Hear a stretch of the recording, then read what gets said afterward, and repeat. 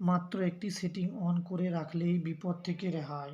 প্রথমে আপনার জিমেল অ্যাপসটি ওপেন করুন, তারপর ডান সাইডে একটি আইকন দেখা যাচ্ছে, ওইখানে ক্লিক করুন।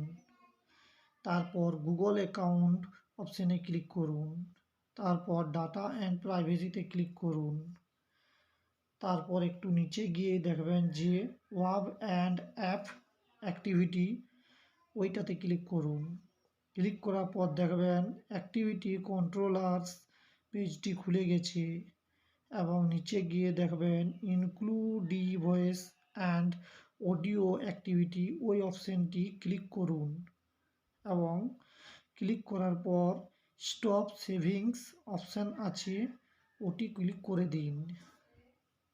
দেখবেন যে আপনার ফোনের অডিও এবং ভিডিও রেকর্ডিংগুলো কেউ আর করে নিতে পারছেন না।